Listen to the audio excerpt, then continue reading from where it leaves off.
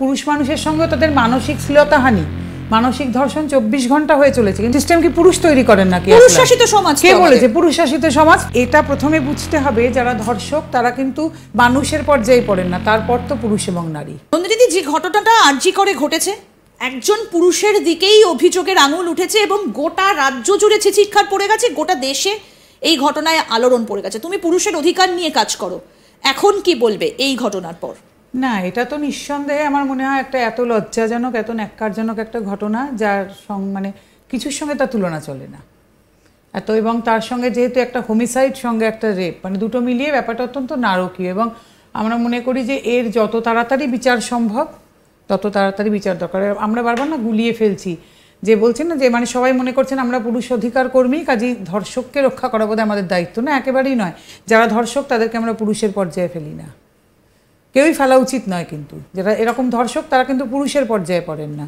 এবং এটাও আমি জানি না যে আপনারা জানেন কি না, যে ওনাকে যখন প্রথমে শিয়ালদা কোর্টে নেওয়া হয়েছিল তখন কিন্তু কোনো আইনজীবী ওনার জন্য লড়তে রাজি হননি প্রথমে, সেটা জানি। তো কাজী এটা প্রথমে বুঝতে হবে, যারা ধর্ষক তারা কিন্তু মানুষের পর্যায়ে পড়েন না, তারপর তো পুরুষ এবং নারী। কিন্তু আজকের এই অবস্থাটা তৈরি করে দেওয়ার জন্য তো পুরুষই দায়ী, কারণ পুরুষ শাসিত সমাজে নারী সবসময় অবহেলিত। বাবা, আজকের এই অবস্থাটা সমাজ না, সিস্টেম দায়ী। আজকে যেটা হলো, এটা আমি একটা সিস্টেম কি পুরুষ তৈরি করেন নাকি? পুরুষ শাসিত সমাজ। কে বলেছে পুরুষ শাসিত সমাজ? তাহলে আমাদের সমাজ, আমাদের এখানে তো প্রশাসনিক প্রধান একজন মহিলা, তাহলে কি করে পুরুষ শাসিত সমাজে পুরুষ তৈরি করলেন সিস্টেম?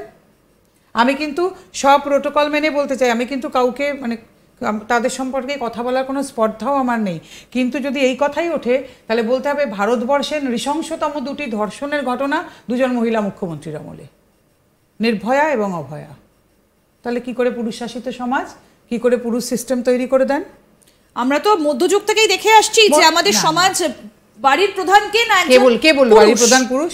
কোনোদিন ছিলেন না। স্কুলে ভর্তি হতে গেলে আজও জিজ্ঞেস করা হয় বাবার নাম কি, সেখানে মায়ের নামটা কোন জায়গায় জিজ্ঞেস করা হয়। সেটা কিন্তু একটা অন্য, সেটা একটা সমাজের ব্যাপার, সে নিয়ে আলোচনা অন্য জায়গায়। কিন্তু তুমি দেখবে ইন্দিরা, যে কোনো বাড়িতে মানে প্রভাব সবসময় মামা বাড়ির। আমরা ছোটবেলা থেকে কি শিখেছি? গরমের ছুটিতে কোথায় যাই? মামা বাড়ি যাই, পিসির বাড়ি কাকার বাড়ি যাওয়ার কথা বলি না। এর মধ্যে কিন্তু কোনো ঝগড়াঝাটির জায়গা নয়। মায়ের প্রভাব সন্তানের উপর সবসময় বেশি, কারণ মায়ের সঙ্গে সন্তান বেশি সময় থাকে। তাই বলে কি বাবার প্রভাব কারোর উপর থাকে না? নিশ্চয়ই আছে। পুরুষতান্ত্রিক সমাজ কথাটা কিন্তু ডিফারেন্ট। মানে একটি শ্বশুরবাড়িতে যখন একটি মেয়ে যায়, তাকে ছোটোবেলা থেকে কি ভয় দেখানো হয়? দেখবি শ্বশুরবাড়ি গেলে শাশুড়ি ননদ দেবে খুন আচ্ছা করে, বলা হয় শ্বশুর আর ভাসুর দেবে। তাহলে সেই ভয়ও দেখানো হয় দুটি মেয়ের। অর্থাৎ পুরুষতান্ত্রিকতা কিন্তু এভাবেই বয়ে চলে। পুরুষতান্ত্রিকতার ধারক এবং বাহক নারীরাও ভীষণ বেশি। এই যাওয়ার সময় বলা না, ছেলেদের পাতে নাকি বড় মাছ দেওয়া হয়, দুধের বড় গ্লাস দেওয়া হয়। এগুলো কারা দিয়েছেন আজীবন? কাকিমা, পিসিমা, ঠাকুমা। কিন্তু এটা তারা দিয়েছেন ওই যে ওই সিস্টেমটাই তাকে দিতে বাধ্য করেছে, কারণ তাকেও ছোটবেলা থেকে এটাই দেখিয়ে বড় করা হয়েছে যে বাড়ির পুরুষকে সেটা দিতে হবে। ওনারাই বয়ে নিয়ে চলেছেন। আজকের দিনে তো চিত্র ডিফারেন্ট, একটা সময় নিশ্চয়ই এটা ছিল, কিন্তু তার মানে কি ওনারা বয়ে নিয়ে চলেছেন, ওনারাও প্রতিবাদ কখনো করেননি। আজও মেয়েরা, এই যে এত আধুনিক আমরা হয়েছি, তাও দেখবে যে কোনো মেয়ে আজকে, যে মেয়েরা এত বাইরে বেরোচ্ছেন, এত বড় বড় চাকরি করছেন, তবু একটা মেয়ে না শ্বশুর বাড়ি যাওয়ার সময় প্রথম ভাবে শাশুড়ি কেমন হবেন। এটা একটা মেয়ে আবার শাশুড়িও ভাবেন আজকালকার দিনে, বিশেষ করে আমার যে বৌমা আসছে, বৌমা কেমন হবে। এটা কিন্তু মেয়ে বউও ভাবে না যে শ্বশুর কেমন হবেন বা দেওর থাকলে কেমন, আর জামাইয়ের তরফ থেকে কিন্তু এই চিন্তাটা খুব একটা আসে না। কিন্তু একটা জিনিস আমরা আরজি করের ঘটনাটায় সামনে রেখেই যদি জিজ্ঞেস করি, যে মেয়েদেরকে সমাজে সব থেকে ছোট করার একটা অন্যতম উপায় তার শ্লীলতাহানি, একদম, এবং তার গায়ে হাত দেওয়া। নিশ্চয়ই। কেননা শারীরিক দিক থেকে মেয়েরা পুরুষদের তুলনায় খানিকটা দুর্বলতা না, আমার তার থেকে অনেক বেশি মনে হয় যে এই যে সম্মানহানিটা, এই সম্মানহানিটার জন্য মনে করা হয় সে আর কোনোদিন মাথা তুলে দাঁড়াতে পারবে না। দুর্বলতার থেকেও, কারণ তাহলে আমার মনে হয় যারা খেলোয়াড়, কদিন আগে যে দিল্লিতে খুব বড় আন্দোলন হলো না, এই যে কুস্তিগির যারা, তাদের নিয়ে, তারা কি শারীরিকভাবে দুর্বল? তারা হয়তো আমাদের অনেক সাধারণ ছেলেদের তুলনায় অনেক বেশি সবল। আমার যেটা মনে হয় ব্যক্তিগতভাবে, কারণ আমি পুরুষ অধিকার নিয়ে কাজ করার মানে তো এটা নয় যে আমি কোনোদিন অস্বীকার করেছি মেয়েদের এগুলো হয় না, তবু আমার মনে হয় কোথাও যে মেয়েদের সম্ভ্রমে আঘাত করলে তারা সবসময় মনে করে এসছেন, সেই আদালতে একটি মেয়ের সিনেমাটা মনে আছে তো, লাস্ট ডায়ালগ, আমার ধর্ষিতা মেয়ে খুব ভালো আছে। মনে করা হয়েছে যে মেয়েরা না আর মাথা তুলে দাঁড়াতে পারবে না, মেয়েদেরকে যদি ওই সম্ভ্রমের জায়গাটায় আঘাত করে দেওয়া হয়। আমার সবসময় মনে হয় যে আমাদের সামাজিক ব্যবস্থায় মনে করা হয়েছে একটি মেয়ে যদি ধর্ষণ হয় তাহলে সে বোধহয় আর বাড়ি থেকে বেরোবে না, তার বোধহয় আর মাথা তুলে দাঁড়ানোটা অসুবিধা। কারণ এমনিতেও দেখবে বিভিন্ন জেনারেলি আমরা সিনেমা টিনেমা দেখেছি যে রিপোর্ট করতে গেলে এমন এমন প্রশ্ন তাকে করা হয় সে লজ্জায় তার উত্তরে দিতে পারে না।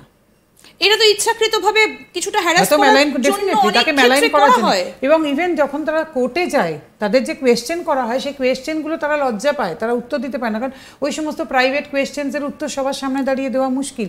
কেন করা হয়? যাতে সে আর উত্তর না দেয়। মানে এটা কারা করেন?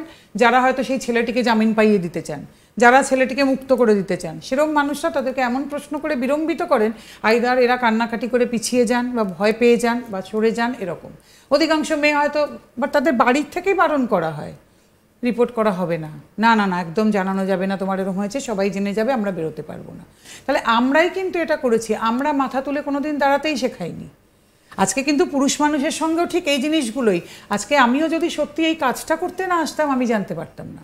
বহু পুরুষের সঙ্গে এই জিনিসগুলো, আমি বলছি না যে ধর্ষণ সবসময়, যদিও ভারতবর্ষে 18% পুরুষের ধর্ষণ হয়, তবু পুরুষ মানুষের সঙ্গেও তাদের মানসিক শ্লীলতাহানি, মানসিক ধর্ষণ 24 ঘন্টা হয়ে চলেছে, কিন্তু তাদেরও ওটা শেখানো হচ্ছে। কিন্তু এই যে এই মানসিকতাটা যে আমি একটা মেয়ে তার সাথে এই ধরনের একটা আচরণ করব, এই মানসিকতাকে, আচ্ছা আমাকে একটা কথা বলো তো ইন্দিরা, যে ধরো তো সবাই তো একটা পরিবেশে কাজ করি, আমাদের যারা সহকর্মী, আমাদের সঙ্গে যারা কাজ করছেন, আমাদের বাড়িতে আমাদের বাবা কাকা দাদা ভাই ছেলে, তাদেরকে এই মানসিকতা, এই মানসিকতা কিন্তু একটা ডিফারেন্ট মানসিকতা। কিন্তু নন্দিনীদি এই যে ঘটনাটা আমরা আরজি করে প্রত্যক্ষ করলাম, তারপরে বিশেষ করে কর্মস্থলে রাতের দিকে মেয়েদেরও নাইট শিফটে কাজ করতে হচ্ছে। এটা কোনো যুক্তি নয় যে নাইট শিফটের কাজ মেয়েদের কমিয়ে দেওয়া হবে, করতে হবে। যখন আমরা এগোতে চাইবো, একটা দেশ এগোতে চাইবে, তখন মেয়েদেরও এগোতে হবে।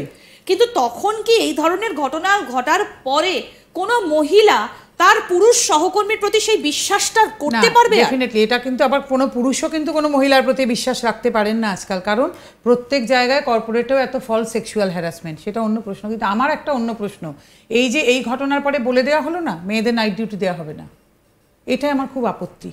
কারণ হওয়া তো উচিত একটি রাষ্ট্রে বা রাজ্যে মেয়েরা ডেফিনেটলি নাইট ডিউটি করবেন এবং তারা সুরক্ষা ও নিরাপত্তা পাবেন। এটাই তো যে কোনো সভ্য দেশে, ম্যাচিওর দেশে কাম্য হওয়া উচিত। তার মানে আমি একটা কথা জানতে চাই ইন্দিরা, আগামীকাল দিনের বেলাও যে এরকম ঘটনা ঘটে না, এরকম তো না ঘটে, তাহলে তখন কি মেয়েরা দিনের বেলা বেরোবেন না? মেয়েরা ঘরে ঢুকে যাবেন? তো আমাদের কাম্য হওয়া উচিত, বলা উচিত যে সমান সুরক্ষা সবার জন্য হবে এবং রাত্রিবেলা মেয়েরা অবশ্যই ডিউটি করবেন এবং তারা সুরক্ষা ও নিরাপত্তাও পাবেন। সেটাই তো হওয়া উচিত, সেটা তো কাম্য। তা না করে মেয়েরা রাত্রিবেলা ডিউটি করবেন না, এটা তো মেয়েদের কর্মক্ষেত্রেও সংকুচিত করে দেওয়া হচ্ছে। পুরুষ মানুষের সঙ্গে তাদের মানসিক শ্লীলতাহানি, মানসিক ধর্ষণ 24 ঘন্টা হয়ে চলেছে, কিন্তু সিস্টেম কি পুরুষ তৈরি করেন নাকি? পুরুষ শাসিত সমাজ, কে বলেছে পুরুষ শাসিত সমাজ? এটা প্রথমে বুঝতে হবে, যারা ধর্ষক তারা কিন্তু মানুষের পর্যায়ে পড়েন না, তারপর তো পুরুষ এবং নারী।